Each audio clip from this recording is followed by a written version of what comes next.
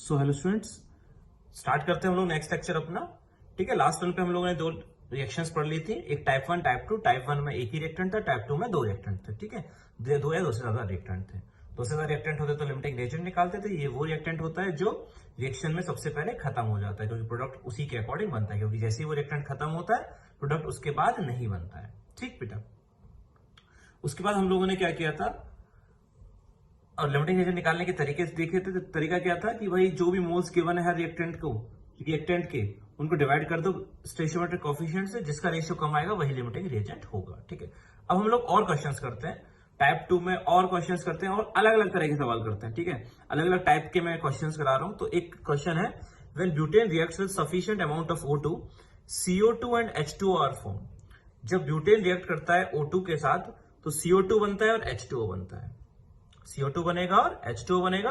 We have to calculate the minimum mass of butane which should be burnt to form at least 1 gram each of CO2 and H2O। ठीक है, इसका मतलब क्या, पहले मतलब समझा देता हूं कि जब भाई ब्यूटेन जो है, ब्यूटेन पता है क्या होता है? ब्यूटेन का फॉर्मूला होता है C4H10। तो ब्यूटेन की रिएक्शन की ये करा रहा है बेटा किसके साथ? O2 के साथ। और क्या बना रहा है?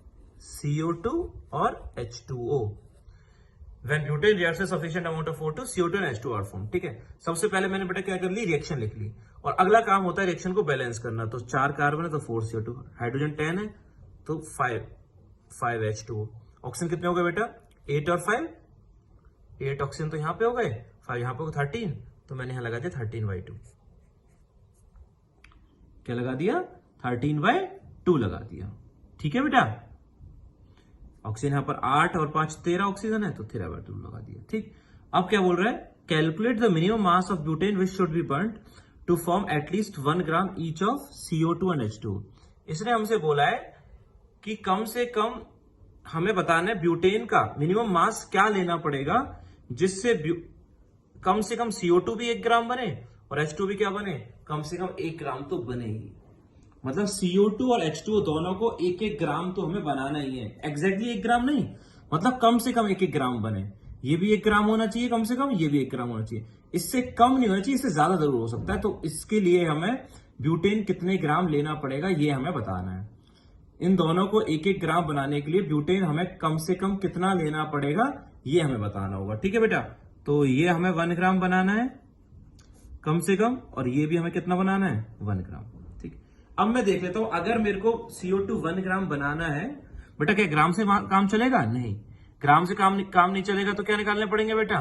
मोल्स निकालने पड़ेंगे। क्या? मोल्स। तो मोल्स कैसे निकालेंगे? 1 डिवाइड बाय मॉलिक्यूलर मास होता है 44, 1/44 मोल्स। ठीक है, और इसका 1/18, वाटर का मॉलिक्यूलर मास होता है 18, तो 1/18 मोल्स। तो मेरे को CO2 तो कम से कम 1/44 मोल्स बनाना है और H2O मेरे को कितना बनाना है? 1/18। क्वेश्चन में क्या लिखा है बेटा? When butane reacts with sufficient amount of O2। इस सफिशिएंट अमाउंट का मतलब समझ रहे हो? सफिशिएंट अमाउंट का मतलब है कि भाई O2 तो तुमने काफी सारी ले रखी है, जितनी जरूरत है ना उतनी ले रखी है। मतलब O2 तो खत्म नहीं होने वाली हमसे, मतलब O2 तो इतनी ले रखी है जो सफिशिएंट है। मतलब O2 ऐसा नहीं है O2 रिएक्शन में पहले खत्म हो जाएगी, O2 तो खत्म नहीं होगी, O2 तो सफिशिएंट है। मतलब O2 कभी लिमिटिंग रिएजेंट नहीं हो सकता। O2 लिमिटिंग रिएजेंट नहीं होगा तो सबसे पहले कौन खत्म हो सकता है? ब्यूटेन जरूर खत्म हो सकता है। तो हम इन प्रोडक्ट को किससे रिलेट कर लेंगे बेटा? ब्यूटेन से रिलेट कर लेंगे। किससे रिलेट कर लेंगे? ब्यूटेन से रिलेट कर लेंगे। जो रिएक्टेंट्स हैं इन सबको हम लोग रिलेट कर लिया करेंगे किससे? ब्यूटेन से। ब्यूटेन से रिलेट जरूर कर लिया करेंगे। कैसे रिलेट करेंगे बेटा? अब ब्यूटेन से रिलेट करने के लिए इसके मोल्स कितने आ गए बेटा? 1/44, और इसके कितने मोल्स आ गए? 1/18, 1/44 और 1/18 मोल्स आ गए बेटा। ठीक है, तो अब ये बताओ क्या ब्यूटेन के मोल्स निकाले जा सकते हैं with the help of moles of CO2? CO2 के मोल्स गिवन है, और वो जो CO2 के मोल्स गिवन है उनकी हेल्प से हम लोग निकालना चाह रहे हैं किसके मोल्स? ब्यूटेन के मोल्स। जो CO2 के मोल्स दे रखे हैं उनकी हेल्प से हमें ब्यूटेन के मोल्स निकालने हैं बेटा। कैसे निकालोगे बेटा? देखो रिएक्शन तो बैलेंस है ही है। तो इसके 4 मोल कितने से बनते हैं बेटा? इसके 1 मोल से। ये 4 मोल बनता है 1 मोल से। मतलब CO2 की बात कर लेते हैं पहले। फॉर CO2 के लिए बात करें तो 4 मोल बनते हैं 1 मोल ब्यूटेन से। ठीक है, 4 मोल बनते हैं 1 मोल से, 4 मोल बनते हैं 1 मोल से, तो 1/44 मोल्स कितने से बनेंगे? 4 मोल्स बनते हैं 1 मोल से, तो 1/44 मोल्स कितने से बनेंगे? 1/4 इंटू 1/44, मतलब कितना आ गया ये? 1/176 मोल्स। ठीक है, अब इसे रखा छोड़ देते हैं, इतना आएगा। ठीक, 4 मोल बनते हैं 1 मोल से, 4 मोल बनता है 1 मोल से, तो 1/44 कितने से बनेगा? 4 बनता है 1 से, 1/44 कितने से बनेगा? पहले डिवाइड फिर मल्टीप्लाई, तो कितना आ गया ये? 1/176। ठीक है बेटा, मतलब अगर तुम्हें CO2 इतने मोल्स बनाना है, मतलब इतने ग्राम बनाना है कम से कम, तो इतने मोल्स तो लेना ही पड़ेगा, कम से कम इतने मोल्स तो ब्यूटेन लेना ही पड़ेगा। अगर इससे कम लिया तो 1 ग्राम नहीं बनेगा, अगर इससे ज्यादा ले लिया ब्यूटेन, ऑब्वियसली बेटा अगर तुम्हें 1 ग्राम CO2 बनाना है तो इतना लेना पड़ रहा है। अगर CO2 इससे ज्यादा बनाना पड़ा, अगर CO2 इससे ज्यादा, अगर CO2 1 ग्राम से ज्यादा बनाना है तो इससे ज्यादा मोल्स लेना पड़ेगा। लेकिन अगर तुमने इससे कम मोल्स ले लिए ब्यूटेन के, तो क्या CO2 1 ग्राम बनेगा? नहीं, CO2 1 ग्राम से कम बनेगा अगर तुमने ब्यूटेन इससे कम ले लिया तो। इससे ज्यादा तुम ले सकते हो ब्यूटेन, इससे ज्यादा तुम ले सकते हो, इससे ज्यादा लेने पर कार्बन डाइऑक्साइड 1 ग्राम से ज्यादा बन जाएगी। लेकिन अगर इससे कम ले लिया तुमने, इससे कम, तो CO2 1 ग्राम से क्या बनेगी? कम बनेगी। लेकिन वो हमें बनानी नहीं है, वो हमें बनानी नहीं है, हमें तो सिर्फ कितनी बनानी है? या तो 1 ग्राम या उससे ज्यादा। तो इतने लोगे तुम, इससे कम नहीं ले सकते, इससे ज्यादा जरूर ले सकते हो। और अब बात करते हैं किसके लिए बेटा? अब बात करेंगे हम लोग H2O के लिए। किसके लिए बात करते हैं बेटा हम लोग? H2O के लिए बात कर लेते हैं। फॉर H2O तो क्या होगा? CO2 तो बनाने के लिए कितना मोल लेना पड़ रहा था? 1/176। और H2O के लिए देख लेते हैं हम लोग। तो फॉर H2O बैलेंसिंग देखो रिएक्शन की बेटा, रिएक्शन की बैलेंसिंग देखो। 5 मोल कितने से बनता है? 1 मोल से। 5 मोल बनता है 1 मोल से, तो 5 मोल बनता है 1 मोल से। 5 मोल बनता है बेटा 1 मोल से। तो अब बताओ मोल्स कितने बनाने हैं तुम्हें उसके? H2O के जो मोल्स बनाने हैं तुम्हें, वो कितने बनाने हैं? 1/18 मोल्स बनाने हैं कम से कम। 5 मोल बनता है 1 मोल से, तो 1/18 कितने से बनेगा? 1/5 इंटू 1/18 कितना आ जाएगा बेटा? ये 1/90 मोल्स।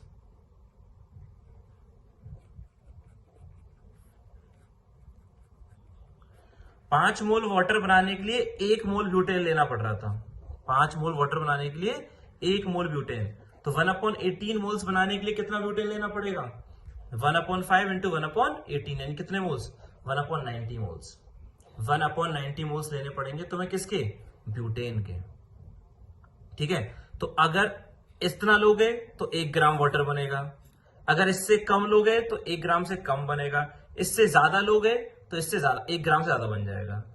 तो मतलब ब्यूटेन ना तो 1/176 से छोटा होना चाहिए, ना ब्यूटेन 1/90 से ज्यादा, ना 1/90 से छोटा होना चाहिए। भाई ना तो ब्यूटेन इससे छोटा होना चाहिए, क्योंकि इससे छोटा हुआ तो CO2 1 ग्राम से कम बनेगा, ना ब्यूटेन इससे छोटा होना चाहिए, क्योंकि अगर इससे छोटा हुआ तो वाटर 1 ग्राम से कम बनेगा। तो अब बताओ ब्यूटेन कितना लेना पड़ेगा तुम्हें कम से कम? 1/176 और 1/90 में कौन बड़ा है? 1/176 और 1/90 से में कौन बड़ा है? ऑब्वियसली कौन है? 1/90 बड़ा है। अब 1/90 बड़ा है, इसका मतलब तुम्हें जो ब्यूटेन लेना पड़ेगा वो कितना लेना पड़ेगा? तुम्हें ब्यूटेन लेना पड़ेगा 1/90।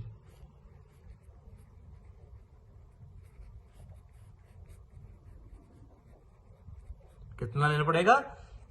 90 लेना पड़ेगा। क्यों बेटा? क्योंकि बेटा मान लिया, वैसे तो ये भी फ्रैक्शन है, तुम्हें दिख रहा है, वहां मोल्स होते ब्यूटेन के 3 और यहाँ होते 4, मतलब ब्यूटेन ना तो 3 से कम हो सकता है, ना ब्यूटेन 4 से कम हो सकता है। तो बताओ ब्यूटेन कितना लेना पड़ेगा तुम्हें? क्योंकि बेटा ब्यूटेन अगर 3 मोल से भी कम नहीं होना चाहिए और 4 से भी कम नहीं होना चाहिए, तो ब्यूटेन कितना लेना पड़ेगा तुम्हें? 4। क्योंकि अगर 4 ले लिया तो ना तो वो 3 हो रहा क्या है कि ना तो वो 3 से कम है और ना वो 4 से कम है। ठीक है, तो बेटा इन दोनों में 1/176 में और 1/90 में तुम्हें कौन सी वैल्यू चूज करनी पड़ेगी? जो बड़ी वैल्यू है। तो बड़ी वैल्यू 1/176 और 1/90 में कौन सी बड़ी वैल्यू है? 1/90 बड़ी वैल्यू है। होगा क्या इससे कि अगर ब्यूटेन तुम इतना ले लोगे तो होगा क्या, पानी तो 1 ग्राम बन ही जाएगा, क्योंकि पानी 1 ग्राम बनाने के लिए कितना चाहिए? इतने मोल्स चाहिए ब्यूटेन के, ठीक है। और जो CO2 है, जो CO2 है उसे 1 ग्राम बनाने के लिए सिर्फ कितनी की जरूरत थी तुम्हें? 1/176 की। और तुमने ले कितने लिए ब्यूटेन? 1/90, मतलब इससे भी ज्यादा ले लिया। तुमने क्या ले लिया है? इससे भी ज्यादा ले लिया है। ब्यूटेन तुमने लिया 1/90 और जरूरत कितने की थी? सिर्फ इतने की जरूरत थी अगर 1 ग्राम CO2 बनाना है। तो अगर तुम इससे ज्यादा ले लोगे तो CO2 क्या बनेगा? 1 ग्राम से ज्यादा बन जाएगा। तो हमारा क्वेश्चन क्या था? क्या हमने ज्यादा नहीं बनाना है? बन सकता है, कम नहीं बनना चाहिए। कम से कम क्या बनने चाहिए? 1-1 ग्राम तो बनने ही चाहिए। तो पानी तो एग्जैक्टली 1 ग्राम बन जाएगा और CO2 1 ग्राम से ज्यादा बन जाएगा। तो यही क्वेश्चन, यही आंसर हो जाएगा 1/90। अगर तुम आंसर बोल देते 1/176 कि भाई ब्यूटेन जो है तुम ले लो स्टार्टिंग में 1/176 मोल्स, तो क्या सही होता? नहीं। अगर ब्यूटेन तुम 1/176 मोल ले लेते तो CO2 तो 1 ग्राम बन जाता। अगर 1/176 ले लोगे तो CO2 तो 1 ग्राम बन जाएगा हमारा, लेकिन पानी 1 ग्राम नहीं बनेगा, क्योंकि पानी 1 ग्राम को बनाने के लिए कम से कम कितने मोल होने चाहिए? 1/90 होने चाहिए। कितने होने चाहिए? 1/90। और तुमने कितना लेना चाह रहे हो? तुम लेना चाह रहे हो 1/176, मतलब कम मोल लेना चाह रहे हो। अगर तुम ब्यूटेन के मोल से इससे कम ले लोगे तो पानी 1 ग्राम नहीं बनेगा, पानी 1 ग्राम से कम बनेगा। इसलिए ऑब्वियसली कौन सा वैल्यू चूज करेंगे हम लोग? छोटी वाली या बड़ी वाली? बड़ी वाली वैल्यू चूज करेंगे, यानी 1/90। मास चाहिए इसको, तो मास कैसे निकालेंगे? क्वेश्चन में मास पूछा है बेटा ब्यूटेन का, तो मास आ जाएगा 1/90 इंटू मॉलिक्यूलर मास। जब मोल्स पता लग गए तो मास तो आ ही जाएगा ना। मास कैसे आएगा? मोलर मास से मल्टीप्लाई कर दो। कितना हो जाएगा बेटा? 58। कितना? 58। C4H10 कार्बन का 12 होता है, 12 इंटू 4 48, 48 प्लस 10 58, तो 58 ग्राम हो जाएगा आंसर। क्लियर है बेटा? तो क्या हो जाएगा इसका? 58 ग्राम। समझ में आ गया? नेक्स्ट क्वेश्चन पे पढ़े। इजी सवाल था ये, एक अलग टाइप का क्वेश्चन था। ऐसे भी सवाल पूछे जाते हैं, ध्यान रखना, ठीक है। ऐसे सवाल भी पूछे जाएंगे तो पता होना चाहिए बेटा, ठीक है। ओके, नेक्स्ट आते हैं हम लोग कैलकुलेट। अगला सवाल तो बेटा समझ में आ गया ना कि भाई CO2 भी 1 ग्राम बनाना है, H2 भी 1 ग्राम बनाना है, तो दोनों के लिए मोल्स निकाल लिए। भाई ब्यूटेन कितना चाहिए होगा? उनमें से एक बड़ी वैल्यू चूज कर ली, क्योंकि छोटी वैल्यू चूज करते तो एक तो बन जाता, दूसरा उससे कम बनता। इसलिए बड़ी वैल्यू चूज कर ली कि वो तो बन ही जाएगा और दूसरा वाला उससे ज्यादा बन जाएगा। ठीक है बेटा, चलो आगे बढ़ते हैं हम लोग। अगला क्वेश्चन है calculate minimum molecular mass of A compound which contains 4% sulphur by mass. अब ये एक और अलग टाइप का क्वेश्चन आ गया। इस तरह के सवाल कैसे करेंगे? Calculate minimum molecular mass of A compound which contains 4% sulphur by mass. मेरे को बताना है उस कंपाउंड का मोलर मास जिसमें 4% सल्फर है by mass. Calculate minimum molar mass of A compound. Question पढ़ो बेटा पहले अच्छे से, फिर हम लोग आगे बात करेंगे, ठीक है। पहले क्वेश्चन पढ़ लेते हैं फिर आगे बढ़ते हैं। क्वेश्चन क्या है बेटा? Minimum molar mass of A compound which contains 4% sulphur by mass.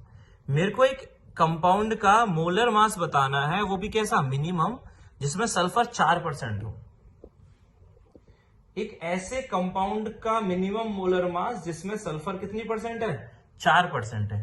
तो लेट ऐसा करते हैं बेटा, हम लोग क्या करते हैं, उस कंपाउंड का मोलर मास जो पूछा है उसे x मान लेते हैं। Let molar mass of compound is equal to x gram. मान लिया उस कंपाउंड का मोलर मास कितना है? x ग्राम है। मान लिया उस कंपाउंड का मोलर मास x ग्राम है, ठीक। अब उस कंपाउंड का मोलर मास अगर x ग्राम है, अगर उस कंपाउंड का मोलर मास x ग्राम है, बेटा मोलर मास पता है ना तुम्हें क्या होता है? मान लिया एक कार्बन है, कार्बन का एटॉमिक मास 12 ग्राम है। कार्बन का एटॉमिक मास 12 ग्राम का मतलब क्या है? ये कार्बन के 1 मोल का मास है। अगर कार्बन का एटॉमिक मास 12 ग्राम है, इसका मीनिंग क्या है बेटा? कि कार्बन के 1 मोल का मास। मैंने बताया था ना, एटॉमिक मास AMU में भी लिख सकते हैं और ग्राम में भी लिख सकते हैं। AMU में लिखा, मैंने बोल दिया कार्बन का एटॉमिक मास 12 AMU है। इसका मीनिंग क्या है? कि कार्बन के 1 एटम का मास है। और मैं बोलता हूं कार्बन का एटॉमिक मास 12 ग्राम है, इसका मतलब क्या है? वो कार्बन के 1 मोल का मास है। तो अगर कंपाउंड का मैंने मोलर मास x ग्राम माना है, इसका मतलब वो कार्बन के वो कंपाउंड के एक मोल का मास है x ग्राम। ठीक, अब उसमें कितनी सल्फर है? 4%। अब बताओ, अगर उसमें सल्फर 4% है तो सल्फर का मास कितना हो गया? मैंने कंपाउंड का मोलर मास x ग्राम मान लिया। x ग्राम का मतलब क्या है कि भाई उस कंपाउंड के एक मोल का मास कितना है? x ग्राम। उस कंपाउंड के एक मोल का मास है x ग्राम, और उसमें सल्फर कितनी परसेंट है? 4% है। मतलब जितना कंपाउंड का मास है उसका 4% कौन है? सल्फर है। मतलब सल्फर का मास कितना हो गया? 4/100 इंटू एक्स। कितना हो गया? 4/100 इंटू एक्स हो गया। उस कंपाउंड का जो मोलर मास वो मैंने क्या माना है? x ग्राम माना है, और उसमें सल्फर का मास कितना मान लिया मैंने? कितना परसेंट है? 4% है। मतलब जितने भी मास है उसका 4%, तो x का 4% करोगे तो कितना आएगा? 4/100 इंटू एक्स। तो उसमें सल्फर हो गई 4/100 इंटू एक्स ग्राम। अब ये बताओ जो भी कंपाउंड होगा, मेरे को नहीं पता उस कंपाउंड का फॉर्मूला क्या है, मुझे नहीं पता उस कंपाउंड का फॉर्मूला क्या है, लेकिन जो भी कंपाउंड होगा उस कंपाउंड में सल्फर कम से कम कितने एटम्स होंगे? सल्फर के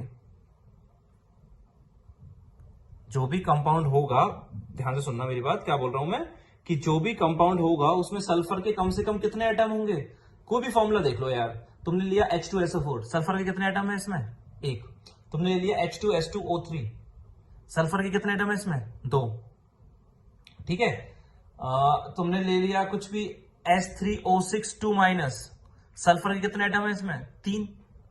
अच्छा, कभी ये देखो कि सल्फर 1.5 O2, SO2 में सल्फर के कितने एटम है? 1। SO2 में कितने हैं? 1। S3O6 इसमें कितने रहेंगे? 3। अब ये बताओ, क्या कभी तो पर एटम ऐसा दिखेगा जिसमें ये हो सल्फर 1.5 O2? दिखेगा क्या? नहीं ना, नहीं दिखेगा ना। सल्फर के 1.5 एटम तो नहीं हो सकते ना। नंबर ऑफ एटम्स तो हमेशा किसमें होंगे? नेचुरल नंबर होगा ना, 1 2 3 4 5 6 7 एंड सो ऑन। जो नंबर ऑफ एटम्स होंगे वो तो किसमें होंगे? नेचुरल नंबर होगा ना। 1 होगा, 2 होगा, 3 होंगे, 4 होंगे, 5 होंगे। ये तो नहीं होंगे ना बेटा 1.5। क्या सल्फर का एक एटम से कम हो सकता है क्या? सल्फर 0, ये फॉर्मूला होगा क्या कभी?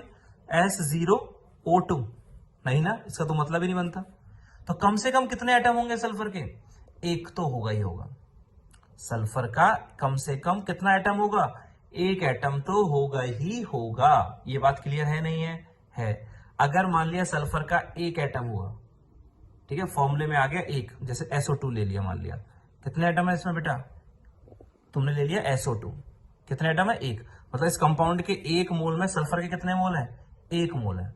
एक हो सकते हैं, एक से कम हो सकते हैं क्या किसी फॉर्मूले में? नहीं। एक से ज्यादा हो सकते हैं क्या? हाँ, 2 हो सकते हैं, 3 हो सकते हैं, 4 हो सकते हैं, 5 हो सकते हैं, लेकिन क्या एक से कम हो सकते हैं? नहीं। अगर एक होगा तो सल्फर का मास कितना हो जाएगा? सल्फर का एटॉमिक वेट कितना होता है? मतलब इस कंपाउंड के एक मोल में सल्फर के कितने मोल है? 1 ही मोल है। तो 1 मोल सल्फर मतलब मास कितना हो जाएगा? 1 into atomic mass of sulphur. Sulphur का एटॉमिक मास कितना होता है? 32। तो कम से कम सल्फर कितने ग्राम होगी 1 मोल में? 32 ग्राम तो होगी। कोई भी कंपाउंड चाहे तुम ले लो, उस कंपाउंड में सल्फर का कम से कम मास 32 ग्राम तो होगा ही होगा। क्यों? क्योंकि सल्फर का एक एटम तो होगा ही होगा, और एटॉमिक वेट कितना होता है सल्फर का? 32। तो 1 इंटू 32। अगर इस कंपाउंड का 1 मोल ले रहे हो तो सल्फर कितने मोल हो जाएगी? 1 मोल हो जाएगी। कितने देगी? 1 मोल। और 1 मोल सल्फर मतलब 1 इंटू 32, यानी एटॉमिक मास तो 32 ग्राम। एक मोल से ज्यादा हो सकती है क्या? हो सकती है। यहां पर अगर S2 होता, इस 1 मोल में सल्फर के कितने मोल हो जाएंगे? 2 मोल। तो फिर मास कितना रहता है? 2 इंटू 32। अगर सल्फर के 2 मोल है इस 1 मोल में, इस कंपाउंड के 1 मोल में सल्फर के 2 मोल है, तो फिर सल्फर का मास कितना था? 2 इंटू 32, यानी 64 ग्राम हो जाता। अगर किसी कंपाउंड में होता S3, तो 1 मोल में कितना सल्फर हो जाता? 3 मोल। तो 3 इंटू 32। लेकिन कम से कम सिर्फ कितना होगा? 32 ग्राम तो होगा ही होगा, क्योंकि सल्फर का किसी भी फॉर्मूले में सल्फर के नंबर ऑफ एटम्स एक तो आएंगे ही आएंगे। तो 1 मोल कंपाउंड में 1 मोल सल्फर तो होगा ही होगा। 1 मोल सल्फर मतलब 32 ग्राम। और सल्फर का मास कितना था? 4/100 इंटू एक्स। सल्फर का मास कम से कम 32 ग्राम होगा, और सल्फर का मास था कितना? 4% ऑफ एक्स। तो यहां से एक्स कितना निकल जाएगा बेटा? यहां से चेक कर लेना, यहां से बेटा x आ जाएगा 800 ग्राम। कितना आ जाएगा बेटा x? 800 ग्राम। ये x क्या है? Minimum molar mass of compound, कि भाई कंपाउंड का इतना मोलर मास तो होगा ही होगा, 800 ग्राम। क्या 800 ग्राम से कम हो सकता है? बिल्कुल नहीं। क्यों? क्योंकि सल्फर 1 मोल तो होगी होगी। क्या कंपाउंड का मोलर मास 800 से ज्यादा हो सकता है? बिल्कुल हाँ, हो सकता है, क्योंकि सल्फर 1 मोल ही थोड़ी होगी, सल्फर हो सकता है 1 से ज्यादा भी हो, कम से कम 1 होगी। 1 होगी तो 800 ग्राम आएगा। अगर सल्फर 2 मोल होती तो 2 मोल सल्फर मतलब कितने ग्राम वजन हो जाता? 64 ग्राम। 64 आता तो ये कितना आता? 64 आता तो डबल हो जाता ना, 1600 ग्राम हो जाता। कितना? 1600 ग्राम। सल्फर 3 मोल अगर होती तो ये कितना हो जाता? 96। तो ये पहले कितना हो जाता? 2400 हो जाता है। यहाँ अगर 96 रख दूं मैं तो कितना जाएगा? 2400 ग्राम। तो मतलब कंपाउंड का मोलर मास कितना होगा? 800 के मल्टीपल में होगा। 800, 1600, 2400, 3200, 4000 है ना, 800, 1600, 2400, 3200, 4000, ये उस कंपाउंड का क्या हो सकता है? Molar mass. लेकिन हमसे कौन सा मोलर मास पूछा है बेटा? हमसे पूछा है मिनिमम मोलर मास। तो मिनिमम मोलर मास कितना हो सकता है? 800। ये तब होगा जब सल्फर का 1 मोल होगा। क्लियर है? चलो आगे नेक्स्ट क्वेश्चन करेंगे हम लोग, ये वाला क्वेश्चन और एक दूसरे तरीके से और ट्राई करेंगे। Thank you.